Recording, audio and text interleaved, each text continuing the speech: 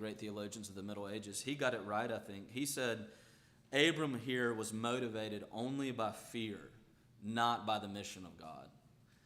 And what we see here, this is Adam. This is the Adam and Eve motif that plays out over and over again in Genesis. This is Adam, God's man, standing there in front of the great tempter, Pharaoh of Egypt, Satan, in picture form, and not protecting his wife, giving his wife away, losing his wife in the face of danger. And he tells a half-truth lie here, which is sometimes some of the slipperiest ways of lying, because Sarai, we learn later in Genesis, actually is Abram's sister. They have the same father as his half-sister, but they have a different mother. But ultimately, what is going on here is human trafficking. This is an evil market of human trafficking where Abram has given his bride over to be a concubine in Pharaoh's household to protect himself. And what that means is that Abram is very special, but he is not special. He is a very flawed sinner, and we see that over and over again in this story. Charles Hodge, in his systematic theology text, says that the best saints, Abraham, Joseph, Moses, David, Paul, and John, were defiled by lifelong patterns of deep sin. And every single pastor that will ever stand in this pulpit is beguiled by lifelong patterns of deep sin.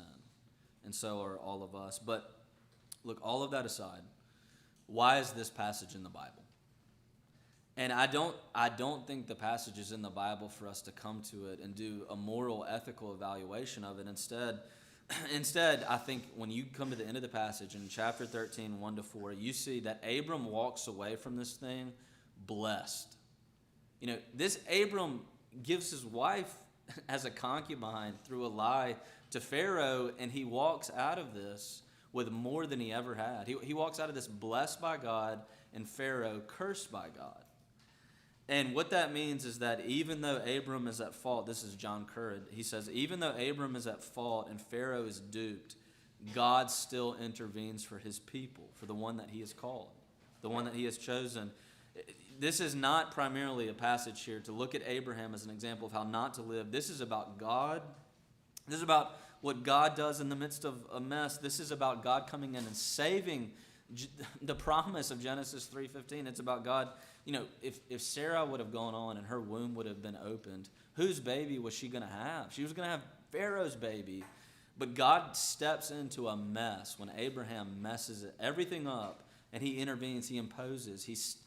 Despite the sin of the prophet, God still does God's plan and God's work. And what that means is that what I think that God is saying to us in this passage is that God's plan will not be stopped, even by the sin of his own prophet and his own people.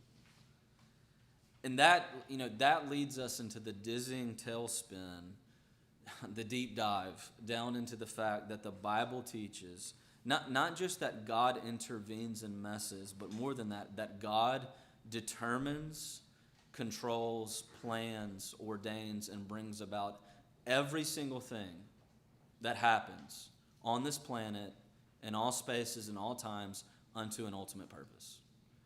That God determines everything. And human sin doesn't even negate, human sin can't even stop everything that God says. Even God uses it, God plans it, God determines it. And in it, he's not the author of sin. And that brings us to the classic dilemma that on the one hand, the Bible very clearly teaches that even the smallest things are determined by God. And on the other hand, every single one of us feels that our choices really do matter.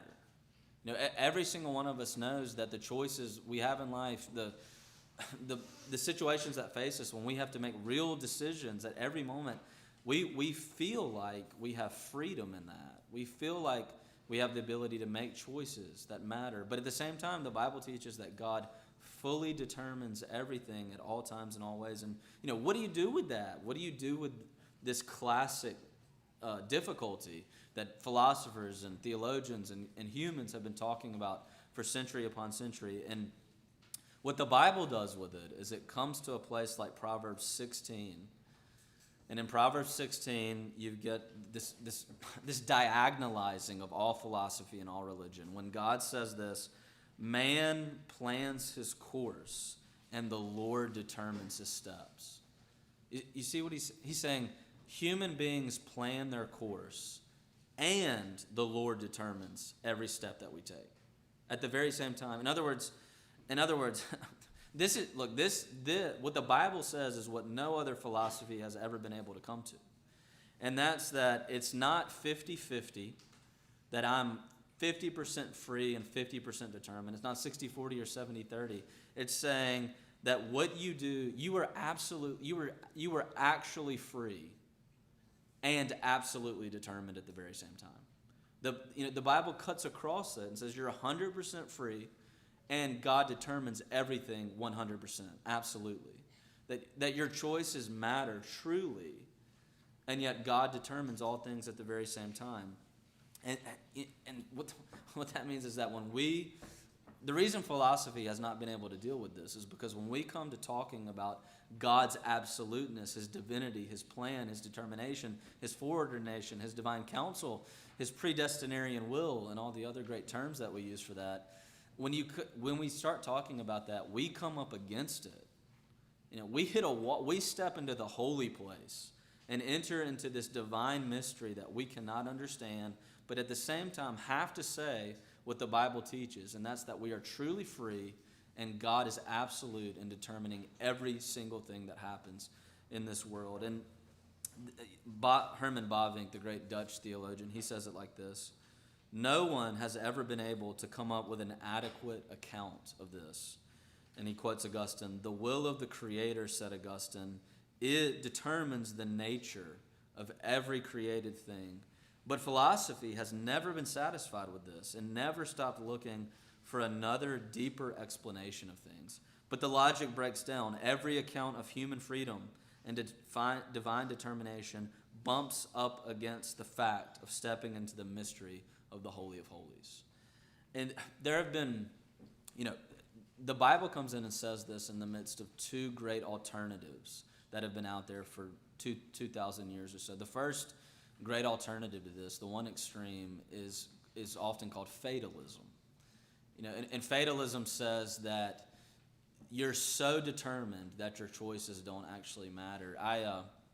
When I was in seminary, we went up to Starkville to see my sister in a famous play by Sophocles called Antigone. And Antigone is a follow-on from a prequel play that Sophocles wrote called Oedipus Rex, Oedipus the King. And in Oedipus is told by the oracle, "You will kill your father and marry your mother."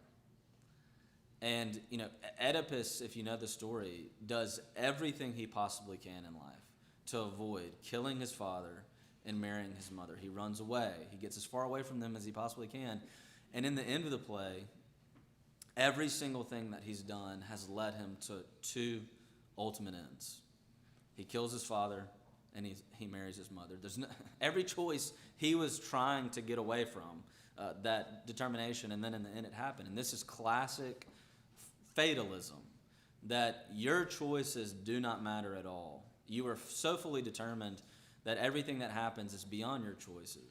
Your deeds don't matter, your decisions don't matter. But then on the opposite side, we are living now in a time that's not fatalistic, but what scholars are often calling the new freedom, the discourse of the new freedom. And we all are familiar with the new freedom. One guy says it like this: is the abandonment of constraint, where the only limit upon us today is that you cannot harm others. You cannot harm others. Do whatever you want as long as you don't harm another human being. And so in the new freedom, in the world we live in, we are told that we are absolutely free. I mean, it's captured in the 1971 famous song by John Lennon, "Imagine." That was the great anthem of the new freedom. You remember it? John in that song says, "Imagine that there's no heaven, no hell, no God above, only sky. Imagine people living for today. Imagine no countries, no government. nothing to kill for, nothing to die for, no religion. You know, imagine there, in other words, John is saying, imagine a world in which there is no authority whatsoever, no constraint upon your person. The only law that stands is do no harm. Don't bother anybody else. And besides that, you can determine what you want to be. You can find yourself. You can seek deep down into your own self-esteem and determine who you're going to be in life. That's the new freedom. That's modernity. That's 20th and 21st century. It's the opposite of fatalism. The Bible, Christianity comes in and cuts between them and says absolutely no to both. God comes in a story like this and says, you are free, your deeds really do matter. Abram was so deeply flawed in giving his wife over to Pharaoh. And God determines everything that happens in all of existence. And so, look, Proverbs 16, your deeds are your deeds, and God determines every one of your steps. And so just two lessons here, and I'll just list them. The first is the people of God have to know God's plan is never thwarted by human sin. Death, disease, disaster, every single one of the D's of the fall, and every single thing we do in rebellion against God